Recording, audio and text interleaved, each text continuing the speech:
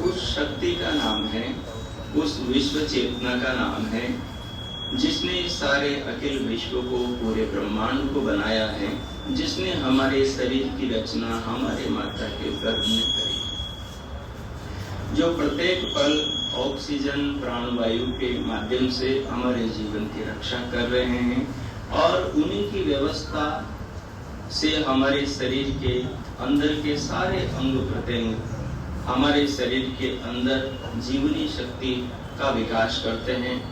अन्न से रस बनता है, रस से रक्त बनता है, मांस मज्जा अस्थि में सब शरीर की शक्तियों और धातुओं का विकास होता है।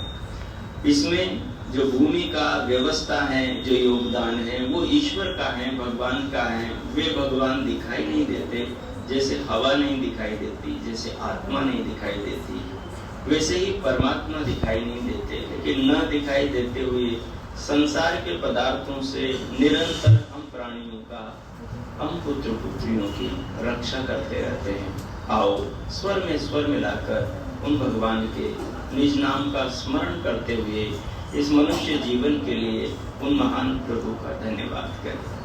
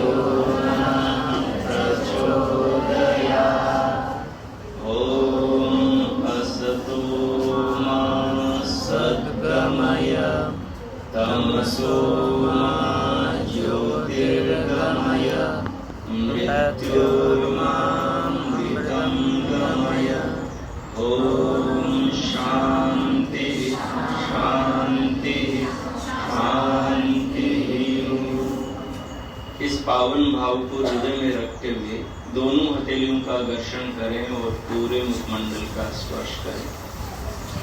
उंगलियों के मध्य से पलकें खोलें और भीतर से बाहर आए, सामने देखें। प्यारी बहनों, उपस्थित महानुभावों, अध्यापक वृंद, अध्यापिकाएं, बहनें, महर्षि अत्रि का, अत्रि स्मृति का एक बहुत ही प्यारा श्लोक है। बातचीत नहीं करेंगे, मुंह पर उंगली रखना आता है। उंगली लेके आपके पास में दिखाओ एक बार मुझे।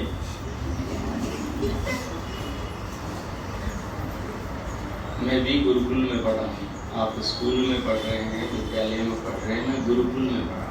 ठीक है, हमें विद्यार्थियों को अपने अनुशासन में रखना भी आता है। ठीक है, और अलग अलग तरह से उनको दंड देना भी आता है। ठीक है, तो अभी उंगली रख लो मुंह पर, देखो कितनी शांति। अभी ये शांति अच्छी लग रही है आपको? अच्छी लग रही है? अभी शांति में जो आपको ज्ञान मिलेगा वो ज्ञान और भी ज्यादा अच्छा लगेगा। ठीक है, तो अपने मन को नोटबुक बनाना, मन की कलम से बुद्धि की नोटबुक पर जो बातें बताई जाएं उन्हें कान से सुनकर नोट करते जाना। इस माइक को थोड़ा ठीक कर दो, सीधे नंबर। आपसे निवेदन कर रहा था कि महर्षि अत्रि ने अत्रि स्मृति में एक बात कही है, एक श्लोक कहा है। श्लोक है नास्ति वेदात् परम शास्त्र। क्या है बच्चों? नास्ति वेदात् परम शास्त्र, नास्ति मातुः परो गुरु। बोलो, नास्ति मातुः परो गुरु। और नास्ति दानात् परम मित्रम। बोलो, नास्ति दानात् परम मित्रम इह लोके परत्र च। अब इस श्लोक का अर्थ समझो, फिर आगे की बात समझना। नास्ति वेदात् परम शास्त्र, इस संसार में वेद से बढ़कर कोई ज्ञान का स्रोत, कोई शास्त्र नहीं है। जो विश्व पुस्तकालय हैं, विश्व की लाइब्रेरी है, उस लाइब्रेरी में सबसे दुनिया की जो पुरानी पुस्तक है, उस पुरानी पुस्तक का नाम क्या है? बोलो। वेद। क्या है? वेद। अच्छा, वेदों में क्या है? जो दुनिया में है वो वेदों में है, जो दुनिया में है वो वेदों में है, जो वेदों में है वो दुनिया में है। आपने स्वस्ति वाचन के मंत्रों का नाम सुना है? तो आपके अध्यापकों से मैं निवेदन करूंगा कि कभी आपको आर्य समाज से पुस्तक मंगवाकर और स्वस्ति वाचन के मंत्र दिखाएंगे, ठीक है? अब जब आप स्वस्ति वाचन के मंत्र देखेंगे ना बच्चों, तो उन मंत्रों को पढ़ते हुए दुनिया की जो वस्तुएं, दुनिया के जो पदार्थ हैं जो भगवान ने बनाए हैं, विश्व को बनाने वाली शक्ति ने बनाए हैं, उन पदार्थों का नाम वेदों में मिलेगा, वेदों में मिलेगा। जब आप मंत्र पढ़ते जाएंगे तो बार बार मंत्र के अंदर सूर्य का नाम आएगा, बार बार मंत्र के अंदर चंद्रमा का नाम आएगा, बार बार मंत्र के अंदर माता शब्द आएगा, पिता शब्द आएगा, पति शब्द आएगा। वेद मंत्र के अंदर अंतरिक्ष शब्द आएगा, पृथ्वी शब्द आएगा, द्युलोक शब्द आएगा। वेद मंत्र के अंदर मन शब्द आएगा, शरीर शब्द आएगा, मनुष्य शब्द आएगा। तो वेदों के अंदर ऐसे हजारों शब्द आपको, आप पढ़ते जाएंगे, आपकी आंखों के सामने नदी, गंगा, यमुना, बहुत सारी चीजें, बहुत सारे शब्द आते जाएंगे। वो शब्दों को पढ़ते पढ़ते आप इस संसार को वेद से, वेद को संसार से जोड़ने में समर्थ हो जाएंगे। इससे क्या बात निकल कर आई कि जिसने दुनिया को बनाया उसी ने वेदों का ज्ञान दुनिया को बनाने के बाद में सबसे पहले हमारे पूर्वज ऋषि मुनियों को दिया, ठीक है, दिया। सबसे पहले दुनिया में क्या था? आज हम हिंदू हैं, मुस्लिम हैं, सिख हैं, ईसाई हैं, जैन हैं, बौद्ध हैं, इनमें हम सब बटे हुए हैं। लेकिन पीछे चले जाओ, 500, 600, 700, 800 साल पहले आपका हिंदू धर्म भी नहीं था, जिसे आप धर्म कहते हैं। हिंदू नहीं था, हिंदू नाम ही नहीं था। आप रामायण उठाओ, आप महाभारत बताओ, उसमें भी हिंदू नहीं है। मिलेगा क्या? मिलेगा आर्य। क्या मिलेगा? आर्य नाम मिलेगा। रामायण उठाओगे, माता सीता अपने पति को संबोधित करती हैं तो आर्य श्रेष्ठ कहकर संबोधित करती हैं। और इस देश का नाम, पुराना नाम क्या है? आर्यावर्त। जब आप उठाकर देखेंगे, अतीत के ग्रंथों को उठाकर देखेंगे, तो जितने भी धर्म हैं, जितने भी मत हैं, ये सब जो पैदा हुए, ये मध्य काल के अंदर मनुष्यों के अंदर जो विकार पैदा हुआ, मनुष्यों के अंदर जो अहंकार पैदा हुआ, उसके अंदर जो आपस में मतभेद पैदा हुए, उनके कारण से इनका जन्म हुआ। लेकिन पीछे पीछे जाएंगे तो आपको क्या मिलेगा? बातचीत नहीं करेंगे, ध्यान से सुने आप बातों को, ध्यान से सुने। हिंदू धर्म के पीछे जाएंगे आप तो आपको मिलेगा इस्लाम धर्म। उसका भी उदय 1500-1600 साल पहले हुआ।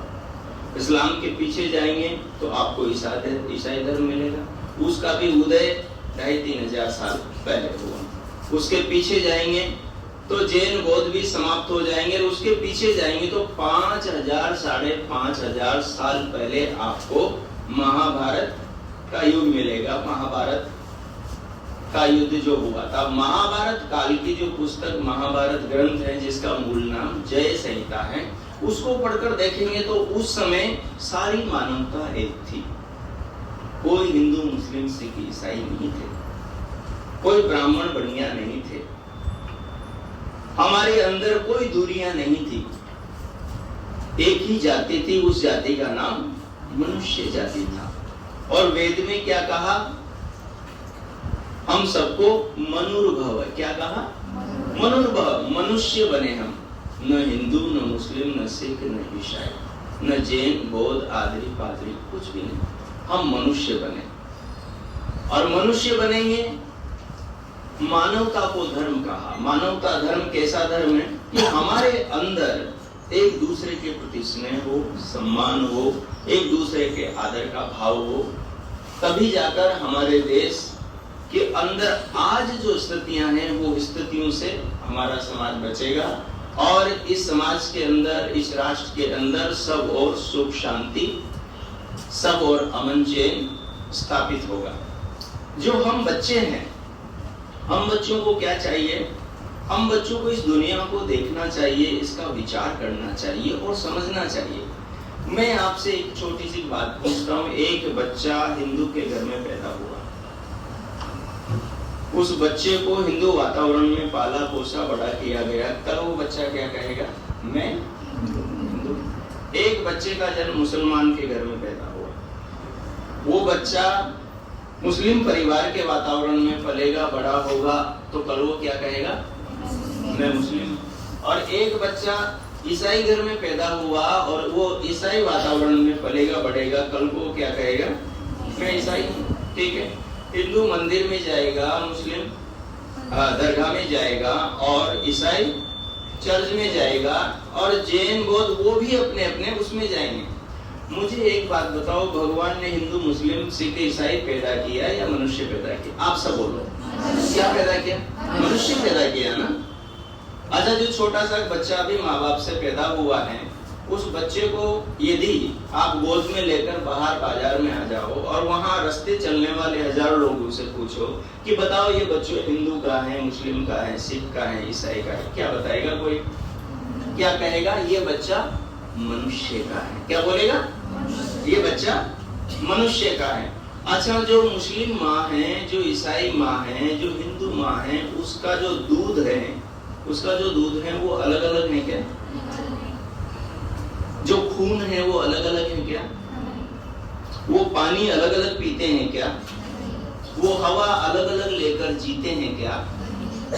वो फल सब्जियां अलग अलग लाते हैं क्या कि इनके लिए भगवान ने न्यारा पेड़ बनाया, उनके लिए अलग वृक्ष बनाया? क्या ऐसा है क्या? समझ रहे हैं आप बात को? तो मानवता को धर्मों में, मजहबों के अंदर, अलग अलग संप्रदायों में इंसान की दिमागी खुरापात ने, उसकी मूर्खता ने, उसके अहंकार ने बांटा है। यद्यपि दुनिया को बनाने वाले भगवान ने हम सबको इंसान बनाया है, हम सब में कोई भेदभाव नहीं। अच्छा, मुझे ये बताओ मैं किस जाति में पैदा हुआ? मुझे देखकर बताओ आप। मेरे कहीं लिखा हुआ है? नहीं लिखा हुआ है। लेकिन मैं मनुष्य हूं कि नहीं? आप जैसा हूं कि नहीं? मेरे भी आंखें यही सामने है ना जैसे आपके हैं, कान वही है ना जैसे आपके हैं, और मेरे मुंह में देखो दांत बत्ती सी हैं, आपके में भी बत्ती सी है ना? खोलूं कि नहीं? मेरे भी एक ही जीव है जैसे आपके हैं, ठीक है। और अंदर जाएंगे ना शरीर के अंदर, तो मेरे भी फेफड़े आप जैसे ही हैं, मेरा भी हृदय, हार्ट आप जैसा ही है, मेरा भी रक्त आप जैसा है। आपको पता है ब्लड चेंज होता है ना, किसी के कम हो गया हो तो दूसरा का चढ़ जाता है, हाँ? तो उस ब्लड में ये छपा होता है कि ये हिंदू का है, ये मुस्लिम का है, ये सिख ईसाई का है, ये औरत का है, ये आदमी का ब्लड, ऐसा होता है, हाँ? आप कहते हो बी पॉजिटिव, ए पॉजिटिव, मेरा ए भी पॉजिटिव है, मैं ज्यादा सकारात्मक, ठीक है। इसलिए दिमाग हमेशा ठंडा रहता है और आनंद में रहता है, इसलिए मैंने अपना नाम भी आनंद रखा कि जीवन में आनंद में रहना है। और मैं कोशिश करता हूं कि जो मेरे से जुड़े उन तक भी मैं आनंद को पहुंचाऊं, उनके जीवन में भी आनंद के फूल खिले। तो पहली बात तो आप ये समझ लो कि हम लोगों को बांटा मनुष्यों ने है। जिन मनुष्यों के अंदर राग द्वेष पैदा हुआ, ईर्ष्या भाव पैदा हुआ, अपना समूह बनाकर अपनी एक अलग पहचान बनाने का भाव पैदा हुआ, उन्होंने हमें बांट दिया और उसी के कारण से इस संसार के अंदर ये सारे दुख, सारे प्रसाद पैदा हुए। अब आगे बढ़ो, जब हम महाभारत तक चले गए, अब महाभारत के पीछे जाओ रामायण तक। महाभारत युद्ध हुआ था 5,500 साल पहले। कितने हजार साल पहले बोलो बच्चों? 5,500 साल पहले। अच्छा, रामायण का जो काल था, जो त्रेता युग था, वो उसका समय है आज से लगभग 10.5 लाख वर्ष, ठीक है, जो मोटा मोटा अनुमान है। अब इस दरमियान सारे के सारे जितने भी साइंटिस्ट हुए, जितने भी वैज्ञानिक हुए, जितने भी रिसर्च स्कॉलर हुए, वो सारे के सारे ऋषि मुनि हुए। कौन हुए बच्चों? अब आप कहते हो विमान का आविष्कार किसने किया? बात नहीं करेंगे, नहीं तो फिर मैं मुंह पर उंगली रखूंगा। बात मत करो, सुनो ध्यान से, जो पूछूं उसका उत्तर दो। अच्छा बताओ, विमान का आविष्कार किसने किया? अब देखो, आप सारे कर रहे थे, राइट ब्रदर्स ने, राइट बंधुओं ने किया। लेकिन मैं आपसे कहूंगा, आपके मुंबई के ही एक बहुत बड़े साइंटिस्ट वैज्ञानिक हुए हैं जिनका नाम है शिवकर बापू तिलपदे। क्या है? उनकी किताब मंगवाना, और मैं आदरणीय प्रिंसिपल महोदया से निवेदन करूंगा कि वो किताब मंगवाए, यहाँ बच्चों को देखने के लिए 2-4 किताबें रखे ताकि बच्चे पढ़े, इन्हें अपनी माटी से, अपने देश से और अपने लोगों के प्रति गर्व पैदा हो। शिवकर बापू तिलपदे, प्यारे बच्चों, आज से राइट ब्रदर्स से पहले उन्होंने मुंबई की चौपाटी पर जमीन से 1500 फुट ऊपर कुशलता पूर्वक रिमोट कंट्रोल से विमान बनाकर उड़ाया था और रिमोट से ही नीचे उतारा। और उन्होंने अपनी पुस्तक में लिखा है कि उनको ये विमान बनाने का फार्मूला कहां से मिला। तो उन्होंने कहा कि जो महर्षि भारद्वाज मुनि का विमान शास्त्र है, वहीं से मुझे विमान बनाने का फार्मूला मिला। महर्षि भारद्वाज मुनि का विमान शास्त्र आप गूगल पे है ना, जो टाइप करना, बस आपको यहाँ कोई ना कोई पीडीएफ मिल जाएगी, उसको देखना। उसका थोड़ा सा ही भाग मिलता है, पूरा भाग नहीं मिलता। उसमें बच्चों 51 प्रकार के विमानों का वर्णन है। तो पारा से चलता है, अग्नि से चलता है, अलग अलग प्रकार के विमानों का वर्णन। अच्छा, उस शास्त्र को पढ़कर, शिवकर बापू तिलपदे को पढ़कर, तो आपको ये एहसास, ये समझ आएगी ना कि ये जो आज के राइट ब्रदर्स जो जिन्होंने विमान बनाया, इनसे पहले हमारे पूर्वज विमान बना चुके थे। ध्यान रखें इस बात को, भले आज हम हिंदू, मुस्लिम, सिख, ईसाइयों में बटे हुए हो, लेकिन हम सबके पूर्वज एक, हम सबके पूर्वज एक हैं। हम सबको गर्व होना चाहिए अपने पूर्वजों पर। जब आप उस पुस्तक को देखेंगे तो आपको गर्व होगा। अच्छा, उस पुस्तक को लिखने वाले महर्षि भारद्वाज मुनि से आप पूछेंगे कि ये बताओ, आपने ये विमान बनाने का फार्मूला कहां से प्राप्त किया? आपने ये विमान की रचना बनाने वाला ये शास्त्र कैसे लिखा? क्योंकि रामायण काल में भी भगवान राम के पास में और रावण के पास में भी विमान था। बताओ कौन सा विमान था? बोलो। पुष्पक विमान था। पुष्पक विमान था, ठीक है, पुष्पक विमान था। तो उस समय भी विमान शास्त्र था। विमान शास्त्र वाले महर्षि भारद्वाज कहते हैं, मैंने विमान बनाने का जो फार्मूला है, टेक्नोलॉजी है, जो विज्ञान है, वो विज्ञान मैंने वेदों से प्राप्त किया। किससे प्राप्त किया? वेदों से। तो सारा कुछ संसार में जो हमारी संस्कृति में विकास हुआ, उस विकास का जो मूल आधार ग्रंथ है, उन ग्रंथों का नाम क्या है? वेद है। वेदों के अंदर बांटा नहीं गया, एक दूसरे का शत्रु नहीं बनाया गया। वेदों के अंदर प्रेम से रहने और जीवन में उन्नति करने का शपथ सूत्र दिया गया। बच्चों, मैं आपको कहूंगा, एक मंत्र है और वो गृहस्थ के प्रकरण में आता है। उस मंत्र में क्या कहा? सहृदयम सामनस्यम अविद्वेषम कृणोमि वह अन्यो अन्यम वर अभिहर्यत वत्सम जातम एवाग्ने। दुनिया को बनाने वाला भगवान, हम सबको बनाने वाला भगवान। अच्छा, ये बताओ, माता के गर्भ में हमारे शरीर को कौन बनाता है? हम बनाते हैं क्या? नहीं बनाते हैं, ठीक है। तो ऐसे करो, नहीं बनाते, ठीक है, और बनाते हैं ऐसे करो। आप उल्टा सुल्टा उत्तर देते हो, अब पता लग गया ना? हाँ। तो माता के गर्भ में हमारे शरीर को हम नहीं बनाते, क्योंकि जो भी जिस चीज को बनाता है उसको याद रहता है कि नहीं रहता है? मैंने कोई चित्र बनाया तो मुझे याद रहेगा ना? हाँ। तो हमने नहीं बनाया तो हमें याद नहीं अपने शरीर के बारे में। अच्छा, माँ ने बनाया है क्या? ठीक है, ये मातृशक्ति 2-3 यहाँ पर बैठी हुई, इनसे पूछो इनकी संतानों का शरीर क्या इन्होंने बनाया है? क्या उत्तर होगा? नहीं बनाया। अच्छा, पिताजी ने बनाया कि इधर पितृवादी बैठे हुए, इनसे पूछो, ये भी क्या कहेंगे? नहीं बनाया। तो फिर गर्भ के अंदर इस शरीर को किसने बनाया? भगवान ने बनाया। जिसने बनाया है उसका नाम भगवान रखा गया, जिसने बनाया है उसका नाम ईश्वर रखा गया, जिसने बनाया है उसका नाम परमात्मा रखा गया। तो उस परमात्मा ने हम सबके शरीर एक जैसे बनाए ना, एक जैसे बनाए ना। अच्छा, उसने ज्ञान भी एक ही दिया है, अलग अलग ज्ञान नहीं दिया है। वेद में आप पढ़ेंगे तो इस शरीर की संरचना का ज्ञान मिलेगा। अच्छा ये बताओ, आप घड़ी बाजार से खरीद के लाए हो तो घड़ी के साथ में कैटलॉग आता है कि नहीं आता है? घड़ी के साथ में कैटलॉग आता है, एक पुस्तिका आती है जिसमें उस घड़ी के बारे में लिखा रहता है कि घड़ी में क्या क्या है, उसका आपको यूज कैसे करना है। तो इस दुनिया को बनाने वाले भगवान ने भी दुनिया को बनाकर जब मनुष्य को सबके अंत में पैदा किया, पृथ्वी के अंदर की परत के ऊपर तो पैदा किया, तो उसने भी ज्ञान के साथ ही मनुष्य को पैदा किया। ज्ञान के साथ ही चार जो विशेष ऋषि थे, उन चार पवित्र आत्माओं को वेदों का ज्ञान दिया। अच्छा ये बताओ, बकरी के बच्चा होता है, आपको याद, देखो बात नहीं करेंगे आप, नहीं तो फिर मैं उठाकर आपसे पूछ लूंगा और मैं पूछ भी लेता हूँ, फिर आप बता नहीं पाएंगे, इसलिए ध्यान से सुनो। बकरी का बच्चा होता है। अच्छा उस बच्चे को जब वो गर्भ से ही बाहर आता है, गाय का बच्चा होता है, गर्भ से बाहर आता है, उस बच्चे को कोई बताता है कि जब तुम्हारी माँ तुझे चाटेगी, तू खड़ा होगा और खड़ा होने के बाद में तुझे अपनी माँ के स्तनों से दूध पीना है, उसको कोई बताता है?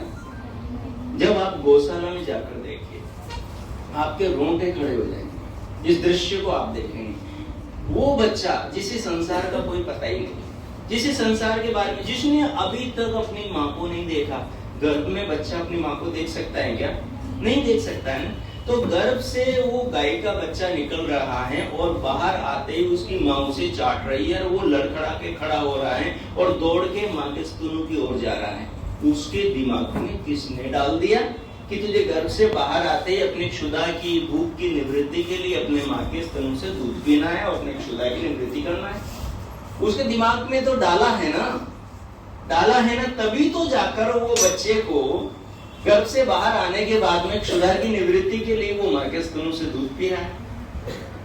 और ऐसा एक प्राणी के साथ में नहीं, सारे प्राणियों के साथ में ऐसा ही होता है। यहाँ तक कि वो गाय के बच्चे की तो आंखें खुल जाती है जन्म के बाद में, लेकिन सुअर के बच्चे की आंखें, कुतिया के बच्चे की आंखें नहीं खुलती, आंखें बंद रहती है। लेकिन बंद आंखों के भी वो माँ के स्तनों को खोज करके वहां से दूध पीने लग जाता। उन पर दया किसने करी? उनके दिमाग में किसने डाला कि तुम्हें ऐसे अपनी क्षुधा की निवृत्ति करें? भगवान ने, जिसने उनको बनाया है। तो जब गर्भ में एक जैसे मनुष्यों को निर्माण कर रहा है भगवान, संसार में सबके लिए एक जैसी चीजें बनाई। अच्छा पृथ्वी हम सबके अलग अलग हैं या एक है? बताओ, एक है ना। अच्छा हम सबके लिए जो जल है, पानी है, जो बादल से बरसता है, वो अलग अलग बरसता है या एक बरसता है? एक ही बरसता है ना। अच्छा ये जो हवा बह रही है, ये पेड़ से ऑक्सीजन पैदा हो रही है, ये अलग अलग हो रही है कैटेगरी में या एक हो रही है?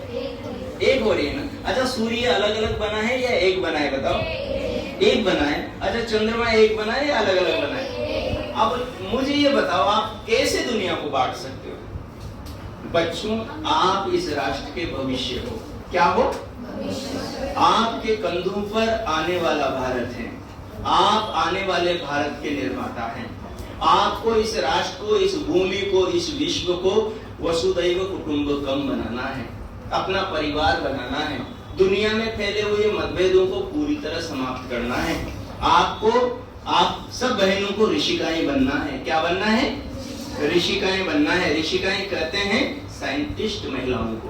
अभी जो तीसरा चंद्रयान हमारा उड़ा है ना, उसके अंदर महिलाओं का परिचय हुआ आपको। कितनी सारी हमारी माताएं बहनें साइंटिस्ट की विज्ञान और रहस्यों को खोजने वाली हैं, और आगे जाकर आपका भी नाम उनमें होगा। भविष्य में आपका भी नाम होगा। और आप वेदों को पढ़ते हैं तो इस धरती को सुंदर बनाएंगे। वेदों को पढ़ते हैं तो आप अपना और अपने माता पिता का गौरव बढ़ाएंगे। आप वेदों को पढ़ते हैं तो अपने भारत में और विदेशों में भी, जहां पर भी आप जाएंगे, आपका गौरव बढ़ेगा। लोग आपको आशा भरी दृष्टि से देखेंगे। आज सारे विश्व की दृष्टि भारत की ओर है। क्यों है? क्योंकि भारत वसुधैव कुटुंबकम की बात करता है, एक परिवार की बात करता है, अहिंसा की बात करता है, मानवता की बात करता है, सबको, सबका साथ, सबके विकास की बात करता है, हिंसा की बात नहीं, सारा मेरा हो जाए और दूसरों को मैं मार खाऊं, ऐसी बात नहीं करता। बच्चों, आपके कंधों के ऊपर आने वाले भारत का भार है, आपको अपना निर्माण कैसे करना है। अभी मैं कह रहा था कि नास्ति वेदात परम शास्त्र, वेद से बढ़कर तो दुनिया में शास्त्र नहीं। और आपने वेद पढ़ा कि नहीं पढ़ा, मैं तो पूछने ही भूल गया, किस किसने वेद पढ़ा, हाथ खड़ा करो। हे भगवान, अरे जिसने शरीर दिया, जिसने आंखें दी, जिसने दांत दिए, जिसने आंख दी, जिसने जीभ दिया, जो अपने लिए भोजन बना रहा है, जो वायु के द्वारा हमारे जीवन की रक्षा कर रहा है, उस प्यारे पिता की वाणी वेद को आपने नहीं पढ़ा। ये कितने दुख की बात है, ये कितने दुख की बात है कि हमने उस भगवान की वाणी को नहीं पढ़ा, जो प्रत्येक पल श्वास देकर, ऑक्सीजन देकर हमें जीवन दे रहा है। पढ़ना चाहिए, नहीं पढ़ना चाहिए? आप अपनी माँ का थैंक्स करते हैं, पिताजी का धन्यवाद करते हैं, क्योंकि वो आपके पढ़ नहीं करते, तो फिर ऐसे करो ना, हाँ करते हैं, फिर वही ऐसे नहीं करते, इस गलत आदत को छोड़ो, ठीक है? हाँ, तो जैसे हमारे माता पिता हमारे लिए नाना कार्य करते हैं, लेकिन माता पिता सब काम तो नहीं करते भाई। माता पिता श्वास देकर जीवित तो नहीं रखते ना, वो तो जन्म देते हैं, भोजन का प्रबंध करते हैं, और वो भोजन भी वो नहीं बनाते, उस भोजन के वो माध्यम बनते हैं। फल कौन बनाता है, सब्जियां कौन बनाता है? आम खाए अभी पीछे आपने, आनंद आता है आम को खाते हुए? अच्छा, वो हमारे माता पिता ने बनाया है क्या, या हमने बनाया है? भगवान ने बनाया है। आम खाते हुए भगवान का धन्यवाद किया कि नहीं किया आपने? कितनी बार, किसने किया बताओ? एक ने भी नहीं किया। तो आप ऋषि कैसे बनेंगे, ऋषिकाएं कैसे बनेंगी? आपको पता है चारों वेदों के अंदर 24 ऋषिकाएं हुई। कितनी हुई बोलो? 24 साइंटिस्ट, 24 वैज्ञानिक ऋषिकाएं हुई, 24। और उन 24 ऋषिकाओं ने वेद के 400 से ज्यादा मंत्रों का साक्षात्कार किया। मंत्र का मतलब होता है जो दुनिया के अंदर रहस्य है ना, इस रहस्य को ही मंत्र प्रकट, मंत्र यानी विचार। अब आप सूर्य को देख रहे हैं, लेकिन सूर्य क्या क्या काम करता है, इसका ज्ञान मंत्र से होगा आपको। अपने बॉडी के अंदर, शरीर में क्या क्या है, इसका ज्ञान मंत्र में मिलेगा आपको, क्योंकि दुनिया को बनाने वाले ने ही वेदों का ज्ञान दिया। इसलिए आपको क्या करना है? अच्छा ये बताइए, अब ये बच्चों ने तो वेद पढ़े नहीं, हाँ? अब पढ़ना चाहते हो नहीं पढ़ना चाहते हो बताओ? पढ़ना चाहते हैं? पक्का है? फिर वही, हाँ पढ़ना चाहते हैं। कौन कौन पढ़ना चाहते हैं? हाथ खड़ा करो। आप तीनों नहीं पढ़ना चाहते? हाथ खड़ा करो। इतना तो समझा है ना, सब वेद पढ़ना चाहते हैं, ठीक है? तो अब मैं यहाँ के अध्यापकों से और प्रिंसिपल महोदया से अनुरोध करूंगा कि इन बच्चों के लिए वेद पढ़ने की व्यवस्था कैसे करेंगे जी? आप बताओ जी। हैं? तो ये पहले तो आपको वेद दिखाएंगे और फिर वेद का मंत्र पढ़ेंगे और उसका अर्थ भी बताएंगे। स्वस्ति पंथा मनुचरेम सूर्य चंद्रमसा विव। वेद के मंत्र में सृष्टि के पदार्थों का कैसे नाम आया है उसको आपको बताएंगे। तो मुझे जो समय दिया था वो समय पूरा हो गया, नहीं तो मैं और आपसे बात करता। अब तो अगली बार बुलाएंगे तब फिर अगली आगे की बातें करेंगे, ठीक है? तो अब वेद तक तो पहुंच गए ना, मतलब वेद के बारे में जानकारी हो गई ना आपको, ठीक है? अब मैंने जो कहा है मेरी बात को पूरा करने की जिम्मेदारी ये आपके गुरुजनों की है, ठीक है? अगर ये नहीं करें तो फिर मेरा नंबर ले लेना, वो हमारे आर्य समाज वाले, वो जो टोपी वाले बाबा बैठे हैं उनसे, ठीक है? मुझे बताना, फिर मैं इनकी शिकायत करूंगा, ठीक है? तो अब वेद ये पढ़ाएंगे आपको, वेद के बारे में ये बताएंगे। एक शिवकर बापू तिलपदे जी की पुस्तक मंगाकर मैं बता दूंगा कहाँ मिलेगी, वो भी यहाँ पर लाकर रखना आप। एक जो विमान शास्त्र महर्षि भारद्वाज का है वो भी लाकर यहाँ रखें। एक वेदों में नारी, मैंने प्रिंसिपल महोदय जी से निवेदन किया था कि वेदों में नारी डॉक्टर कपिल देव द्विवेदी की लिखी हुई पुस्तक है, वो भी यहाँ लाकर रखें ताकि हमारी बेटियों को, बहनों को पता तो लगे कि नारी हमारे अतीत के अंदर कितनी गौरवशाली पद पर थी, नारी को कितना सम्मान वेद ने दिया है। स्त्री ब्रह्मा बहुविध है, स्त्री को ब्रह्मा का पद भगवान ने दिया है। आपको गर्व होगा जब वेद पढ़ेंगे कि अरे हम तो क्या समझ रहे थे, साक्षात दुनिया को देने वाले, दुनिया को बनाने वाले भगवान ने हमें कितना ऊंचा दर्जा दिया है, आपको गर्व होगा। इसलिए वेद पढ़ना बहुत जरूरी है। ठीक है, बातें तो बहुत करनी थी, मैं उस नारी का भी मतलब समझाने वाला था आपको, आपकी सरस्वती माता जी का भी मतलब समझाने वाला था। और ये सरस्वती का कैलेंडर देख रहे हैं ना आप, इसके हाथ में वीणा है, नीचे ये हंस बैठा हुआ है। ये ऐसी कोई दुनिया में कोई स्त्री नहीं है जो कहीं घूम रही हो। इसके पीछे एक बहुत बड़ा विज्ञान है, बहुत बड़ी साइंस है कि विद्यालय के अंदर छोटा सा बच्चा आकर कैसे हंस बनता है, सरस्वती को जीवन में धारण करके कैसे उसकी वाणी वीणा बनती है। वो प्रवचन में आपके प्रिंसिपल महोदय जी को भेजूंगा और वो किसी अवसर पर यहाँ पर सुनाएंगे, तो आपको फिर पता चलेगा कि आप जिन चीजों को देख रहे हैं इनके पीछे कितना रहस्य, कितना विज्ञान, कितनी साइंस है। आप गदगद हो जाएंगे, आपका मस्तिष्क का बड़ा विकास होगा। तो इसी के साथ इस विद्यालय का और इस विद्यालय के सभी पदाधिकारियों का और जो मुझे लेकर आए आर्य समाज के हमारे बहुत ही सम्मानीय महानुभावों का हृदय से मैं बहुत बहुत आभार, बहुत बहुत धन्यवाद करता हूँ।